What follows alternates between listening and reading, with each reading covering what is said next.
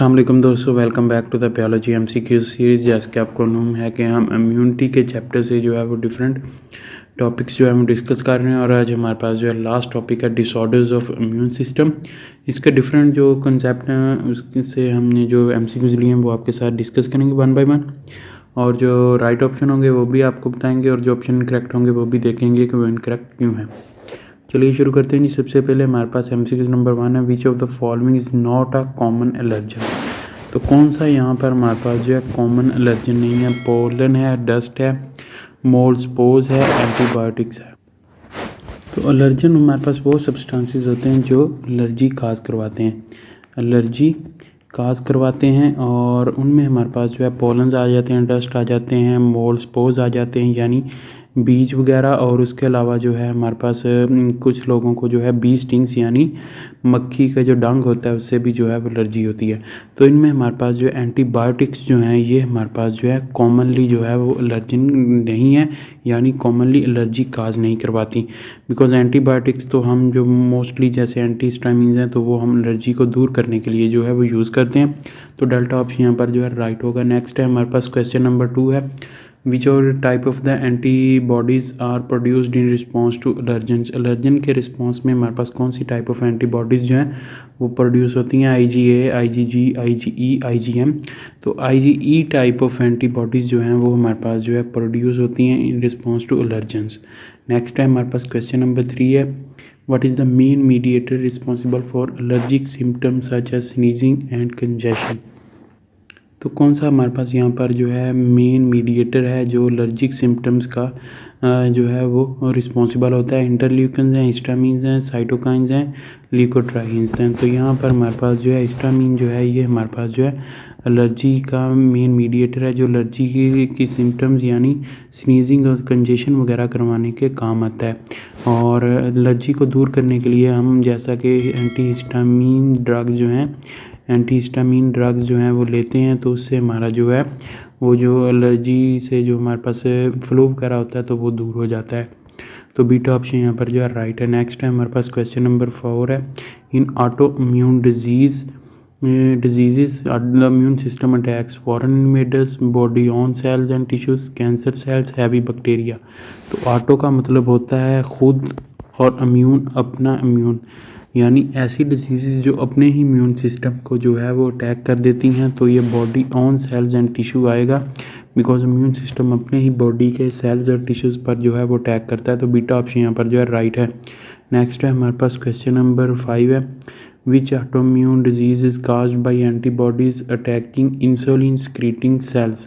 तो कौन सी हमारे पास जो है एंटीबॉडी जो है हमारे पास ऑटोइम्यून डिजीज़ है जो हमारे पास होती है जब एंटीबॉडीज़ जो है इंसुलिन सिक्रीटिंग सेल्स पर जो है वो अटैक करते हैं। तो इंसुलिन सिक्रीटिंग सेल्स पर जब अटैक होगा तो इंसुलिन प्रोड्यूस नहीं होगी, तो उससे हमारे पास जो है इंसुलिन डिपेंडेंट डायबिटीज़ या फिर टाइप 1 डायबिटीज़ जो है जिसको हम जुवेनाइल डायबिटीज़ भी कहते हैं तो वो होगी। तो बीटा ऑप्शन यहाँ पर जो है राइट होगा।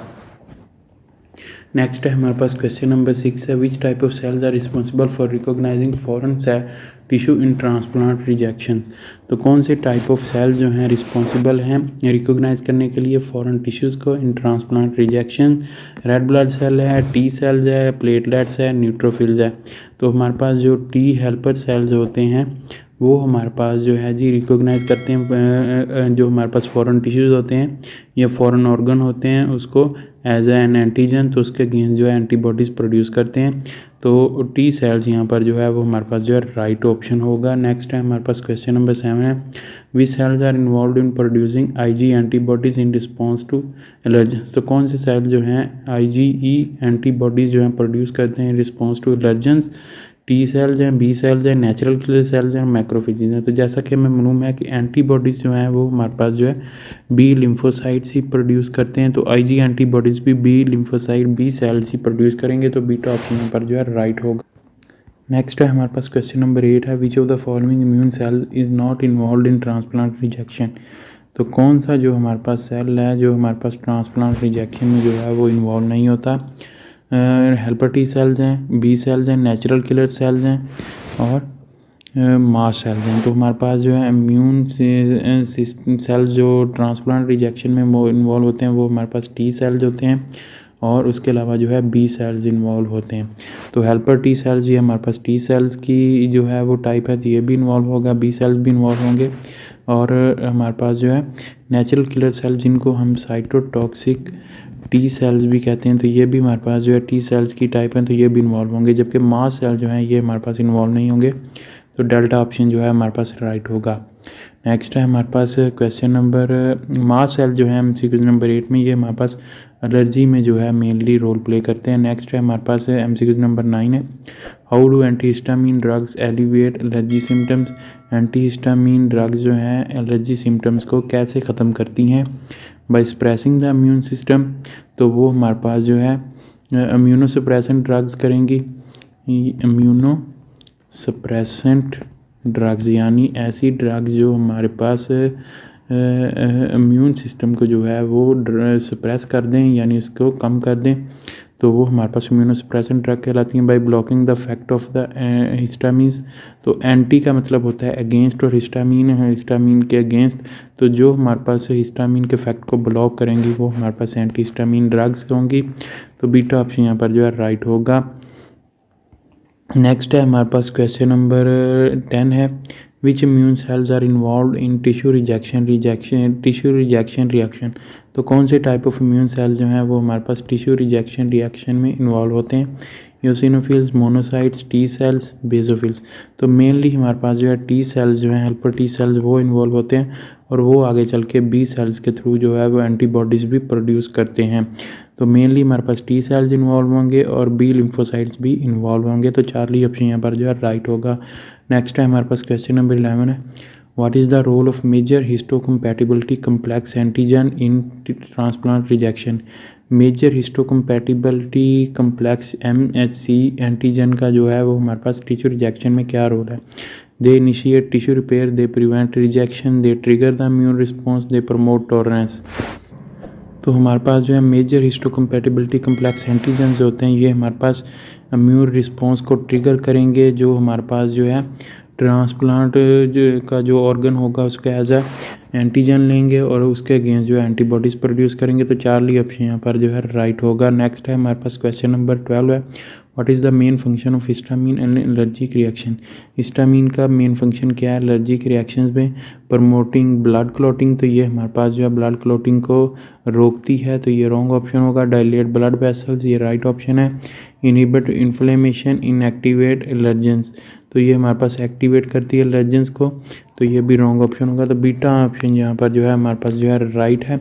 ब्लड वेसल्स को जो है वो डायलेट करती है, लीकी कैपिलरीज प्रोड्यूस करती है, और उसके अलावा जो है कंजेशन वगैरह और रनी नोज जो है वो प्रोड्यूस करती है। तो बीटा ऑप्शन यहाँ पर जो है राइट है। नेक्स्ट है हमारे पास क्वेश्चन नंबर 13 है, how do the drugs commonly suppress the autoimmune responses in transplant rejection.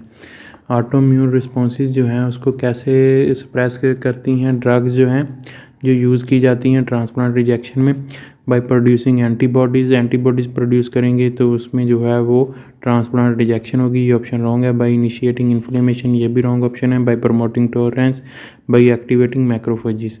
तो हमारे पास जो है टॉलरेंस जो है वो प्रोड्यूस करती हैं, यानी एंटीजेंस के अगेंस्ट जो है बॉडी में टॉलरेंस प्रोड्यूस करती हैं। एंटीबॉडीज़ जो है वो उनको प्रोड्यूस नहीं होने देती, जो हमारे पास इम्यूनोसप्रेसेंट ड्रग्स होती हैं ऑटोइम्यून रिस्पॉन्सेज में जो है वो दी जाती हैं। तो 4D ऑप्शन यहाँ पर जो है राइट होगा। तो यहाँ पर दोस्तों हमारे पास जो तमाम तरह MCQ जो है कंप्लीट होते हैं डिसऑर्डर्स ऑफ इम्यून सिस्टम से। उम्मीद करता हूँ दोस्तों आपको वीडियो पसंद आई होगी। वीडियो पसंद आई तो इसे लाइक कीजिएगा, दोस्तों के साथ शेयर कीजिएगा। अगर आप इस चैनल पर नए हैं तो चैनल सब्सक्राइब कर लें, साथ बेल आइकन को प्रेस कर लें। इस वीडियो में तरह मिलेगा एक नई वीडियो के साथ। अपना बहुत सारा ख्याल रखिएगा, दुआ में याद रखिएगा। तब तक के लिए अल्लाह हाफिज़।